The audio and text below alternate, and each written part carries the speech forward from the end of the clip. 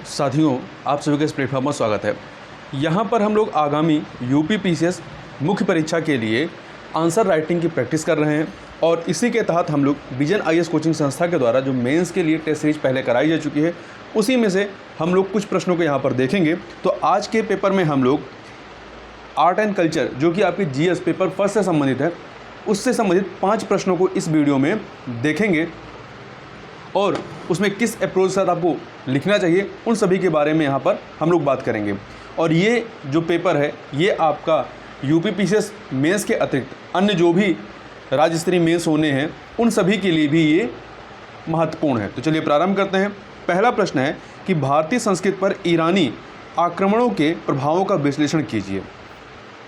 तो देखिए इसमें लिखना कैसे, तो पहले भारत में ईरानी आक्रमणों की संक्षिप्त पृष्ठभूमि प्रस्तुत करना है, फिर प्राचीन काल से भारतीय संस्कृति पर इसके प्रभावों का परीक्षण करना है कि किस प्रकार के प्रभाव पड़े हैं और संक्षिप्त में निष्कर्ष दे देना है।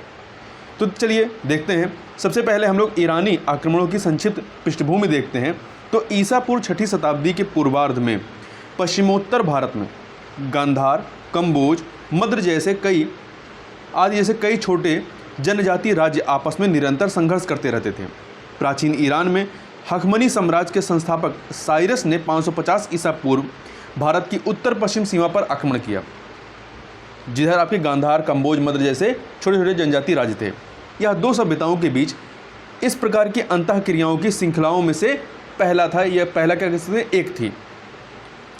निम्नलिखित पहलुओं द्वारा यह वर्णित किया गया है कि किस प्रकार ईरानी आक्रमण ने भारतीय संस्कृति को प्रभावित किया। इसको कई हेडिंग के जरिए इसको देख सकते हैं। पहला है आपका ईरान और भारत के बीच व्यापार एवं वाणिज्य के संबंध में। देखिए पश्चिमोत्तर भारत में ईरानी शासन लगभग 2 शताब्दियों तक स्थापित रहा।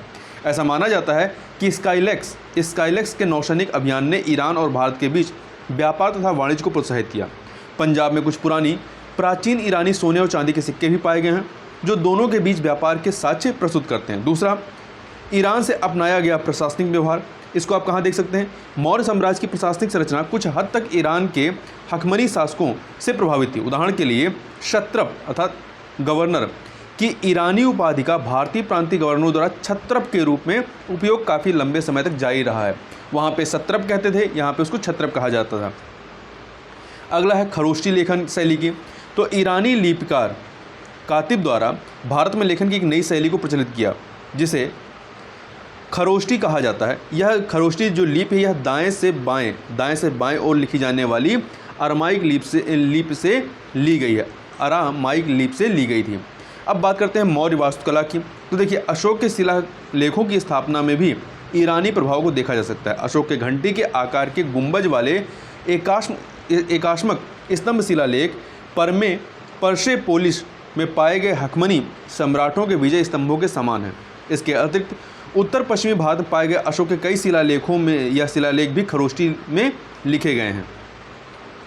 अगला ईरानी इस्लामी वास्तुकला के संदर्भ में देखिए भारतीय उपमहाद्वीप के इस्लामी काल में जिस वास्तुकला का निर्माण किया गया वो ईरानी संस्कृति से शैलीगत रूप से प्रभावित थी, जैसे कि गुंबद, लीवान, मीनार और बाग जैसे आकृतियों का प्रयोग करना, ये आपके ईरानी कल्चर से संबंधित था।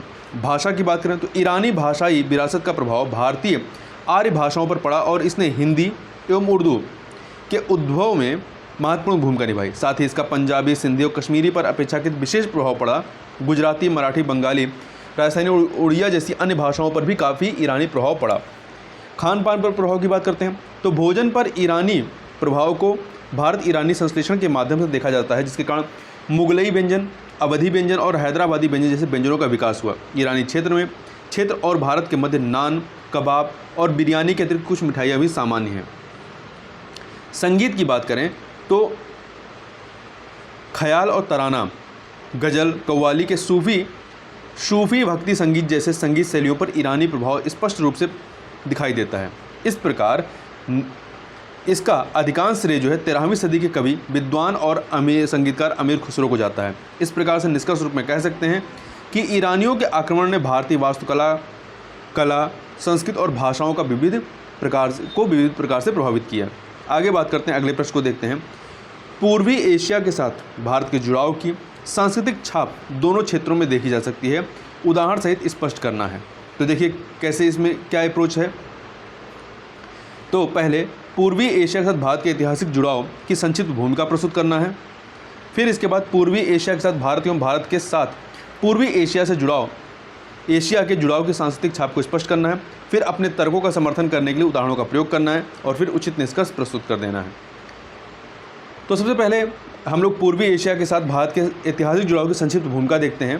प्राचीन काल में व्यापारियों, शिक्षकों, राजदूतों और धर्म प्रचारकों के आवागमन के परिणामस्वरूप घरेलू और मेजबान देशों के बीच पर्याप्त सांस्कृतिक आदान प्रदान होता था। इस लाइन को आप किसी भी देश के साथ व्यापार में या जो भी सांस्कृतिक संबंध है वहाँ पे आप इस लाइन का इस्तेमाल कर सकते हैं। भारत के व्यापारियों और यात्रियों ने काशी, मथुरा, उज्जैन, प्रयाग और पाटलिपुत्र जैसे समृद्ध नगरों तथा ममल्लापुरम, ताम्रलिप्तिपुरी और कावेरीपत्तनम जैसे पूर्वी तट पर पत्तन नगरों सहित पूर्वी एशिया के कई भागों की यात्रा की, जहां उन्होंने अपनी सांस्कृतिक छाप छोड़ी है।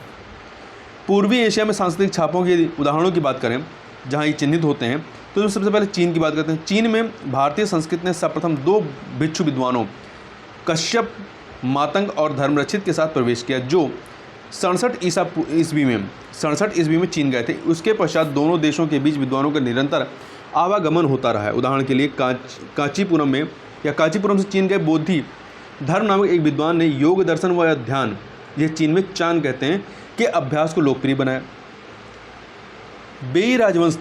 चीन के बेई राजवंश ने बौद्ध धर्म को राजकीय धर्म के रूप में घोषित किया तथा हजारों संस्कृत पुस्तकों का चीनी भाषा में अनुवाद किया गया तथा बड़े पैमाने पर गुफा मंदिरों और मठ परिसरों का निर्माण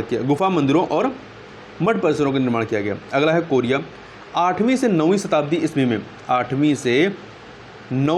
ईस्वी में ध्यान योग का दर्शन कोरिया में भी विस्तारित हुआ। शाही परिवारों के सदस्यों और योद्धाओं ने वीर और निर्भीक बनने के लिए योग का अभ्यास करना प्रारंभ किया। ज्ञान के प्रति समर्पण की भावना से कोरिया के लोगों ने 6000 खंडों में बौद्ध ग्रंथों का प्रकाशन किया। जापान की बात करते हैं। बौद्ध धर्म को राजकीय धर्म का दर्जा दिया गया और हजारों की संख्या में जापानी लोग भिक्षु एवं भिक्षुणी बन गए।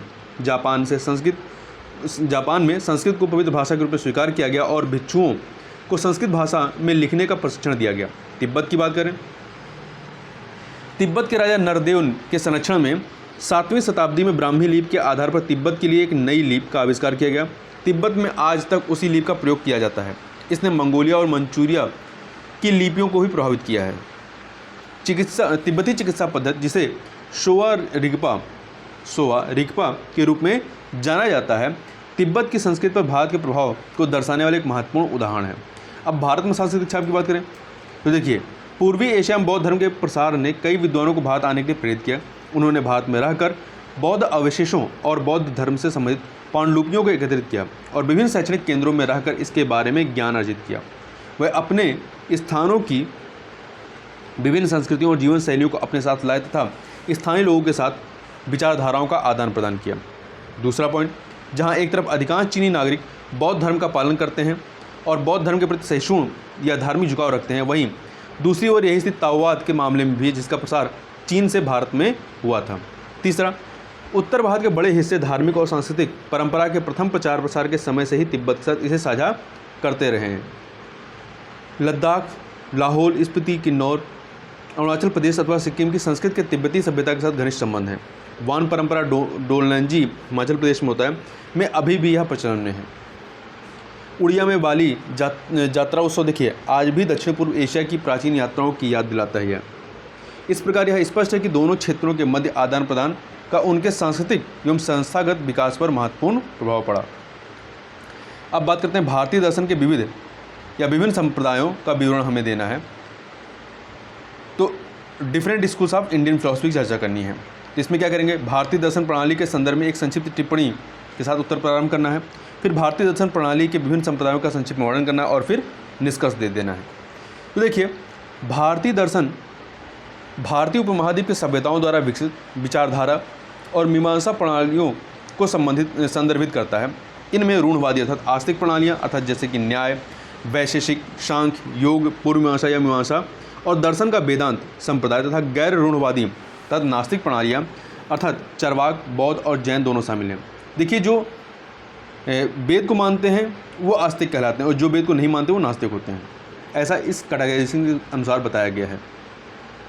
भारतीय विचारधारा विभिन्न दार्शनिक समस्याओं से संबंधित रही है, जिनमें से विश्व की सृष्टि, ब्रह्मांड विज्ञान, यथार्थ की सृष्टि, तत्वमीमांसा, तर्क ज्ञान की सृष्टि, ज्ञान मीमांसा, नैतिकता और धर्म दर्शन महत्वपूर्ण है। वैदिक मूल के दर्शन आत्मा और ब्रह्मांडी सिद्धांत की वास्तविक सृष्टि के बारे में निश्चित दर्शन, जिसने परम सत्य का प्रतिनिधित्व किया, उत्तर वैदिक काल के दौरान विकसित हुआ। इस वैदिक दार्शनिक सिद्धांतों ने बाद में दर्शन के 6 अलग अलग संप्रदायों को जन्म दिया, जिन्हें षड दर्शन कहा जाता है। ये रूढ़वादी दर्शन की श्रेणी के अंतर्गत आते हैं, क्योंकि ये वेदों को अंतिम प्राधिकार के रूप में मानते हैं। ये 6 कौन से हैं? पहला, सांख्य दर्शन। इस दर्शन के प्रवर्तक कपिल मुनि थे, जिन्होंने सांख्य सूत्र की रचना की। सांख्य दर्शन की मान्यता है कि सृष्टि नारी और पुरुष के 2 सिद्धांतों से बनी है, जो कि क्रमशः प्रकृति और पुरुष हैं। जो सृष्टि नारी है वो प्रकृति है। यह जगत की उत्पत्ति की व्याख्या करने के क्रम में पुरुष और प्रकृति के बीच कुछ संबंध स्थापित करने का प्रयास करता है। योग की बात करें तो योग का शाब्दिक अर्थ है 2 मूल तत्वों का मेल। इसे पतंजलि द्वारा प्रतिपादित किया गया था। मानसिक कार्य व्यापार की शुद्धि, नियंत्रण और परिवर्तन के माध्यम से योग व्यवस्थित रूप में पुरुष को प्रकृति से मुक्त करता है। दूसरा, योग क्रियाएं शरीर, मन और इंद्रियों का नियमन करती हैं और उन्हें मुक्ति प्राप्त करने का साधन भी माना जाता है। न्याय की बात करते हैं तो गौतम को न्याय सूत्रों का रचयिता कहा जाता है। न्याय दर्शन तर्कपूर्ण रीत की तकनीक से संबंध माना जाता है। न्याय के अनुसार वैध ज्ञान को यथार्थ ज्ञान के रूप में परिभाषित किया जाता है, अर्थात किसी वस्तु को उसी रूप में जानना जिस रूप में वह है। वैशेषिक की बात करें तो कणाद ने वैशेषिक दर्शन के मूल पाठ की रचना की। किसने? कणाद ने। वैशेषिक दर्शन को ब्रह्मांड का यथार्थवादी और वस्तुनिष्ठ दर्शन माना जाता है। इसने परमाणु सिद्धांत द्वारा ब्रह्मांड की घटनाओं की व्याख्या की। इसने वैशेषिक दर्शन ने। इसका मत है कि ईश्वर निर्देशक सिद्धांत है तथा सृष्टि की रचना और संहार ईश्वर की इच्छा के अनुरूप होता है। मीमांसा की बात करें, जैमिनी के इस दर्शन के अनुसार वेद शाश्वत है और समस्त ज्ञान का स्रोत है। इनका सार धर्म वेदों का कर्मकांडी भाग जो है, इनका सार धर्म है और केवल धर्म का पालन करने से ही कोई व्यक्ति मोक्ष प्राप्त कर सकता है। वहीं वेदांत की बात करें तो वेदांत के अंतर्गत उपनिषदों अर्थात वेद के अंतिम भाग का दर्शन आता है। वेदांत दर्शन को शंकराचार्य ने प्रतिपादित किया। शंकराचार्य के प्रवचन या उनके दार्शनिक विचारों को अद्वैत वेदांत के रूप में जाना जाने लगा। अद्वैत या अद्वैतवाद के अनुसार परम सत्य केवल एक ब्रह्म है। वैदिक परंपरा से परे अन्य दर्शन की बात करें तो देखिए, इस दर्शन के कुछ अन्य संप्रदाय गैर रूढ़वादी या नास्तिक श्रेणी में आते हैं, जैसे चार्वाक दर्शन की बात करें तो चार्वाक दर्शन के कह सकते हैं रचनाकार या तो प्रारंभ करने वाले कौन माने जाते हैं? बृहस्पति माने जाते हैं। चार्वाक भौतिकवादी दर्शन है और इसकी मान्यता है कि पदार्थ के अतिरिक्त किसी भी अन्य वस्तु का कोई अस्तित्व नहीं है। इसे लोकायत दर्शन जनसाधारण के रूप में भी जाना जाता है। इसे लोकायत दर्शन जनसाधारण के दर्शन के रूप में भी जाना जाता है। जैन दर्शन, इसके जो पहले तीर्थंकर थे ऋषभदेव थे। ठीक है, जैन दर्शन के कौन थे? ऋषभदेव। चार्वाक दर्शन के समान जैन दर्शन भी वेदों में विश्वास नहीं करता, किंतु आत्मा के अस्तित्व को स्वीकार करता है। ये रूढ़वादी दर्शनों के समान मानते हैं कि दुख का निवारण वैचारिक नियंत्रण है। ये रूढ़वादी दर्शनों के समान मानते हैं कि दुख का निवारण वैचारिक नियंत्रण है। उचित ज्ञान, उचित दृष्टि तथा उचित आचरण द्वारा जो है इसका निवारण किया जा सकता है। बौद्ध दर्शन की बात करें, जिसके प्रतिपादक गौतम बुद्ध थे, बुद्ध ने वेदों जैसे पारंपरिक शास्त्रों में अंधविश्वास रखने की दृढ़ता से आलोचना की है। बुद्ध ने जीवन के सरल सिद्धांत और एक व्यवहारिक नीति शास्त्र प्रस्तुत किया है, जिसका व्यक्ति जो है सरलता पूर्वक पालन कर सके। वह संसार को दुखों से परिपूर्ण और इस दुखपूर्ण संसार से मुक्ति के मार्ग की खोज करना मनुष्य का कर्तव्य मानते हैं। इस प्रकार भारत में दार्शनिक परंपराएं सहस्त्राब्दियों तक फली फूली और उपमहाद्वीप की घटनाओं में महत्वपूर्ण योगदान दिया है। आगे बात करते हैं मध्यकाल में भक्ति आंदोलन की प्रमुख विशेषताओं का उल्लेख कीजिए, साथ ही भारत में क्षेत्रीय भाषाओं के विकास में इसकी भूमिका पर चर्चा कीजिए। तो कैसे लिखना है? अप्रोच क्या है? भक्ति आंदोलन का संक्षिप्त परिचय देना है, फिर मध्यकाल में इस आंदोलन की मुख्य विशेषताओं का उल्लेख करना है, फिर भारत में धार्मिक भाषाओं के विकास में इसकी भूमिका की चर्चा करना है और लास्ट में निष्कर्ष दे देना है। तो देखिए, भक्ति आंदोलन मध्यकालीन भारत के सांस्कृतिक इतिहास में एक महत्वपूर्ण पड़ाव था। यह सामाजिक धार्मिक सुधारकों, संतों और भक्ति कवियों की विभिन्न धाराओं द्वारा समाज में लाई गई एक मुख्य क्रांति थी। भक्ति आंदोलन 7वीं और 12वीं शताब्दी के मध्य दक्षिण भारत में विकसित हुआ और उत्तर भारत में फैल गया। आंदोलन को प्रायः सगुण और निर्गुण भक्ति परंपराओं में वर्गीकृत किया जाता है। सगुण में विष्णु, शिव आदि जैसे विशिष्ट देवताओं की पूजा होती थी, जबकि निर्गुण में ईश्वर के अमूर्त रूप की पूजा की जाती थी। भक्ति आंदोलन की मुख्य विशेषताओं की बात करें तो इसमें पहला है भगवान और अनुयायियों के बीच संबंध। भक्ति संत अर्थात शैव नयनार और वैष्णव अलवार धर्म को उपास्य और उपासकों के बीच एक प्रेमपूर्ण बंधन के रूप में देखते थे। भक्ति संतों की विविधतापूर्ण पृष्ठभूमि। भक्ति संत ब्राह्मणों, निचली जातियों, कारीगरों, बुनकरों आदि सहित विविध सामाजिक पृष्ठभूमि से संबंधित थे। महिलाओं की भागीदारी की बात करें, कुछ प्रमुख महिला संतों में अंडाल, मीराबाई, लल आदि शामिल हैं। उन्होंने कई भक्ति छंदों की रचना की है। समानता पर बल की बात करें, भक्ति संतों का मत था कि सभी मोक्ष प्राप्त कर सकते हैं। ये जाति, पंथ या धर्म के आधार पर भेदभाव के समर्थक नहीं थे। लिंग और सामाजिक सुधार के बारे में तो भक्ति संतों ने महिलाओं के विरुद्ध सामाजिक कुरीतियों जैसे सती प्रथा, कन्या भ्रूण हत्या आदि का विरोध किया है। हिंदू और इस्लामी परंपराओं के बीच की खाई को पाटना। ये कबीर और गुरु नानक जैसे भक्ति संतों ने अपने विचारों को हिंदू और इस्लामी परंपराओं से ग्रहण किया और हिंदू मुस्लिम एकता का दृढ़ता से समर्थन किया। उन्होंने प्रचलित धार्मिक अनुष्ठानों, मूर्ति पूजा, औपचारिक पूजा आदि की भी निंदा की। ईश्वर की प्राप्ति हेतु विभिन्न माध्यमों का उपयोग करना। देखिए, सूरदास, मीराबाई आदि वैष्णवों ने मुक्ति प्राप्ति के मार्ग के अपने विचार स्थानीय भाषा में कविता, गीत, नृत्य और कीर्तन के माध्यम से व्यक्त किया। ईश्वर के प्रति समर्पण की बात करें, उन्होंने भक्ति आंदोलन के जो संत थे उन्होंने एक चित्त ईश्वर के प्रति गहन भक्ति पर बल दिया और एक परमात्मा में विश्वास किया। गुरु की भूमिका के बारे में भक्ति संतों ने एक ऐसे गुरु की आवश्यकता पर बल दिया जो भक्तों का मोक्ष प्राप्ति में मार्गदर्शन करे। भक्ति आंदोलन ने देश के विभिन्न भागों में स्थानीय भाषाओं और साहित्य के विकास को निम्नलिखित तरीकों से बढ़ावा दिया। भक्ति संतों ने अपनी स्थानीय भाषाओं में प्रचार किया और जनता से जुड़े। उन्होंने अपनी मूल भाषाओं में साहित्य का संकलन भी किया। उदाहरण के लिए कबीर ने सदुक्कड़ी में, गुरु नानक ने गुरुमुखी में, चैतन्य ने बंगाली में, नरसिंह मेहता ने गुजराती में इत्यादि। देखिए, अलवरों ने तमिल में भजनों के एक संग्रह दिव्य प्रबंधम की रचना की, जिसे पंचम वेद माना जाता है। भक्ति संतों द्वारा संस्कृत की कई कृतियों का क्षेत्रीय भाषाओं में अनुवाद किया गया। इस कारण केवल संस्कृत भाषा में उपलब्ध शास्त्र अब आम आदमी के लिए भी सुलभ हो गया। उदाहरण के लिए तुलसीदास ने महाकाव्य रामायण को अवधी भाषा में लिखकर इसे और अधिक लोकप्रिय बना दिया। भक्ति संत चैतन्य और शंकर देव ने अपने अनुयायियों को संस्कृत के बजाय क्रमशः बंगाली, उड़ीसा और असमिया का प्रयोग करने के लिए प्रोत्साहित किया। भक्ति संत चैतन्य और शंकर देव ने अपने अनुयायियों को संस्कृत के बजाय क्रमशः बंगाली, उड़िया और असमिया का प्रयोग करने के लिए प्रोत्साहित किया। मराठी, मैथिली, कन्नड़, अवधी आदि जैसे क्षेत्रीय भाषाओं को भक्ति संतों ने अपने प्रयासों से समृद्ध किया। क्षेत्रीय भाषाओं में भक्ति साहित्य ने भक्ति आंदोलन को लोकप्रिय बनाने और आम लोगों के बीच आध्यात्मिकता को बढ़ावा देने में भी महत्वपूर्ण भूमिका निभाई है। आगे बात करते हैं। विभिन्न शासकों के योगदान का उदाहरण प्रस्तुत करते हुए भारत में मुगल स्थापत्य कला के विकास पर चर्चा करनी है। तो इसके लिए क्या अप्रोच है? देखिए, भारत में इंडो इस्लामिक स्थापत्य कला पर एक संक्षिप्त टिप्पणी देना है, इससे उत्तर प्रारंभ होगा। दूसरा, स्थापत्य कला के विकास में विभिन्न मुगल शासकों के योगदान को रेखांकित करना है। तीसरा, उचित रूप से निष्कर्ष प्रस्तुत करना है।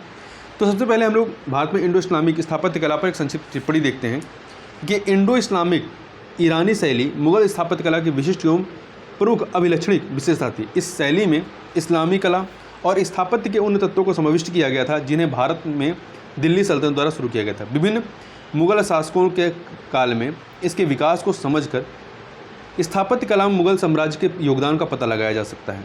हुमायूं का शासन 16वीं शताब्दी के मध्य तक स्थापित रहा। यह मुगल स्थापत्य कला की एक भिन्न छवि प्रस्तुत करता है। इस समय तैमूरी शैली को लगभग शुद्ध रूप से अपनाते हुए देखा जा सकता है, जैसे कि आगरा का कचपुरा मस्जिद। अकबर की बात करें तो अकबर के शासनकाल में मुगल स्थापत्य कला को महत्व दिया जाने लगा। अकबरकालीन अधिकांश इमारतों का निर्माण लाल बलुआ पत्थर से किया गया, जिनमें कहीं कहीं संगमरमर से पच्चीकारी भी की गई है। 15वीं शताब्दी के उत्तरार्ध में निर्मित फतेहपुर सीकरी उसके युग की शाही विरासत का प्रमाण है। गुजरात की बात करें, गुजरात और अनेक अन्य स्थानों पर एक विशिष्ट शैली की उपस्थिति देखी जा सकती है जो मुस्लिम और हिंदू स्थापत्य कला की अविलक्षित विशेषताओं का मिश्रण है। महान मस्जिद स्थापत्य प्रतिमा का एक ऐसा मूर्त रूप है जो उत्कृष्टता और भव्यता में अद्वितीय है। हुमायूं का मकबरा और सिकंदरा में अकबर का मकबरा। स्थापत्य भव्यता में कुछ अन्य उदाहरण हैं जो मुगल स्थापत्य कला को चिन्हित करते हैं। दिल्ली स्थित हुमायूं का मकबरा एक बगीचे में स्थित है जिसमें केंद्रीय कक्ष के चारों ओर अष्टकोणीय कक्षों के साथ साथ एक जटिल भू योजना निर्मित है। यह सुरुचिपूर्ण ढंग से सामने के एक मेहराब से संबंध है जो छत्र वाले गुंबदों से घिरा है। जहांगीर की बात करें, सम्राट के रूप में जहांगीर का काल मुगल संस्कृति का सबसे समृद्ध काल माना जाता है। जहांगीर ने अपने स्थापत्य कला के स्मारकों में महत्वपूर्ण परिवर्तन करते हुए बलुआ पत्थर के स्थान पर संगमरमर का उपयोग किया है। जहांगीर की शैली ईरानी शैली से अधिक निकट थी, जैसा कि लाहौर में उनके द्वारा निर्मित महान मस्जिद ग्रेट मॉस्क्यू में देखा जा सकता है। अकबर का मकबरा उसके मतलब जहांगीर के शासनकाल में बनवाया गया था। जहांगीर ने बगीचों के विकास में महत्वपूर्ण भूमिका निभाई। बेरीनाग और चश्मे शाही जहांगीर द्वारा बनवाए गए बगीचे हैं। ठीक है, अगला है कश्मीर की डल झील के साथ शालीमार बाग और अन्य मंडपों का निर्माण भी जहांगीर के द्वारा ही करवाया गया था। सफ़ेद संगमरमर का एक सामग्री के रूप में व्यापक उपयोग जहांगीर के समय की अभिलाषणिक विशेषताओं में से एक था। शाहजहां की बात करें, शाहजहां ने मुगल स्थापत्य कला को चरमोत्कर्ष पर पहुंचाया। उसने दिल्ली में चिरस्मरणीय स्थापत्य परियोजना की एक निर्माण श्रृंखला शुरू की। उसके द्वारा 1639-1648 के मध्य साम्राज्य की राजधानी के रूप में शाहजहानाबाद का निर्माण कराया गया। यह पूरा शहर 8 फीट ऊंची दीवारों से घिरा हुआ था। शहर के मध्य में उसने लाल किले के भीतर शाही प्रधान से जुड़े भवनों के साथ साथ अपने लिए खास का निर्माण करवाया। भवनों के अतिरिक्त उसने अपने लिए एक मशहूर मयूर सिंहासन बनवाया जो स्वर्ण निर्मित और दुर्लभ रत्नों से सुसज्जित था, जिसका मूल्य $50 लाख से अधिक था उस समय। शाहजहां ने दिल्ली की जामा मस्जिद और मोती मस्जिद का भी निर्माण करवाया।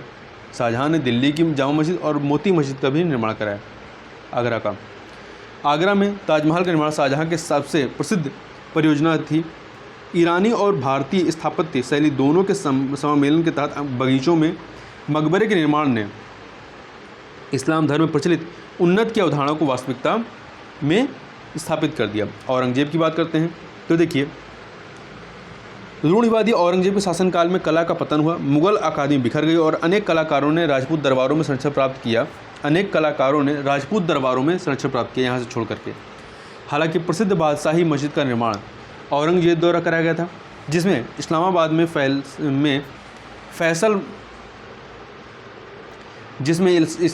में फैसल मस्जिद के निर्माण होने से पहले तक विश्व का सबसे बड़ा प्रार्थना स्थल था। औरंगजेब के शासनकाल 1968 से 1770 के दौरान भारत निर्माण सामग्री देखिए, इसके दौरान मुख्य निर्माण सामग्री के रूप में वर्गाकार पत्थरों एवं संगमरमर के स्थान पर ईंट एवं पत्थरों के टुकड़े का प्रयोग हुआ, जिसे ऊपर से प्लास्टर से अलंकृत किया गया। औरंगजेब द्वारा लाहौर किले का परिवर्धन करते हुए 13 द्वारों में से एक द्वार का भी निर्माण करवाया गया था। महाराष्ट्र के औरंगाबाद इस बीबी का मकबरा औरंगजेब की बेगम रबिया उद दरानी की कब्रगाह है, जो आगरा के ताजमहल की नकल है और इसी के समान बनावट के कारण इसे लोकप्रिय रूप से दक्कन का छोटा ताजमहल के रूप में भी जाना जाता है।